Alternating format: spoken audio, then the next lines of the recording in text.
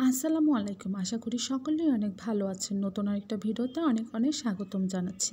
তো এখানে আজকে আমি বেগুন রান্না করব। বেগুন দিয়ে ট্যাংরা মাছের ঝোল করব। তাই এইখানে পরিমাণ মতো পেঁয়াজ দিয়েছি। পেঁয়াজ দিয়ে আদা রসুন বাটা দিয়েছি। হলুদ মরিচ গুঁড়ো লবণ দিয়ে সুন্দর করে মশলাটা ভালো করে ভুনে নিচ্ছি। এখানে আমি মশলাটা দু একবার ভুনে নিচ্ছি। এখানে ভালো করে পানি অল্প অল্প পানি দিয়ে মশলাটা ভালো করে কষিয়ে নিয়েছি। দেখেন মশলার উপরে কি সুন্দর তেল উঠেছে এইখানে। তো এখানে মশলাটা ভালো করে ভুনে নেওয়ার পর এখানে আমি বেগুনগুলো দিয়ে দেবো। আর বেগুনগুলো আমি আগেই কেটে একটু পানিতে ভিজিয়ে রেখেছি। বেগুনগুলো কেটে সবসময় পানিতে ভিজিয়ে রাখবেন, কারণ বেগুন থেকে একটা কালো কষ বের হয়, তাহলে তরকারিটা কালো হয়ে যাওয়ার সম্ভাবনা থাকে। তো এখানে না আমি ছোট ছোট টাইপের বেগুন এনেছিলাম কিছু, দেখতে কত কিউট লাগে একদম ছোট ছোট টাইপের বেগুন।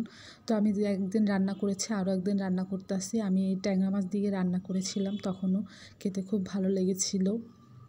তখন রান্না করে এত ভালো লেগেছিলো, আবার রান্না করতে আসছি সেই ট্যাংরা মাছ দিয়ে। তো এখানে আমি বেগুনগুলো সুন্দর করে ভুনে নিচ্ছি। আর এই কালারের বেগুনগুলো না মানে রান্না করলে কালারটা একটু চেঞ্জ হয়ে যায়, কিন্তু দেখতে বেগুনগুলো এত কিউট লাগতেছিল ছোট ছোট। আর বেগুনগুলো এত নরম ছিল, একদম মোমের মতো নরম, একদম মুখে দিলেই গলে যেত। তো এখানে আমি বেগুনটা সুন্দর করে ভালো করে ভুনে নিয়েছি। ভুনে নেওয়ার পর দেখেন বেগুনের কালারটা পুরো চেঞ্জ হয়ে গেছে। তো এখানে বেগুনটা ভুনে নেওয়ার পরে আমি এখানে কিছু ট্যাংরা মাছ দিয়ে দিয়েছি। আর ট্যাংরা মাছ দিয়ে বেগুন ভুনা খেতে খুবই ভালো লেগেছিলো। তো এখানে ট্যাংরা মাছ দিয়ে বেগুনটাকে সুন্দর করে ভুনে নিয়েছি। ভুনে নিয়ে একদম লাড়িয়ে চাড়িয়ে কষিয়ে নিয়ে সুন্দর করে তারপরে এখানে আমি পরিমাণ মতো পানি দিয়ে দিব, বেগুন যেন সেদ্ধ হয়ে যায় ট্যাংরা আর বেগুন। তো আমি এখানে বেশি পানি দিব না, কারণ আমি একদম ঝোল ঝোল করবো না, একটু হালকা মাখা মাখা ঝোল রাখবো। তো এখানে ঢাকনা দিয়ে দিয়েছি। একদম দেখেন খুব সুন্দর সেদ্ধ হয়ে গিয়েছে, আর ভালোও লাগতেছে দেখে, আর খেতেও অসাধারণ হয়েছে। তো আমার বেগুন ট্যাংরা মাছের ঝোল রান্নাটা খুব সুন্দর হয়ে গিয়েছে এইখানে। আর এটা সাইডে রেখে এখন রান্না করবো এখানে ডিম।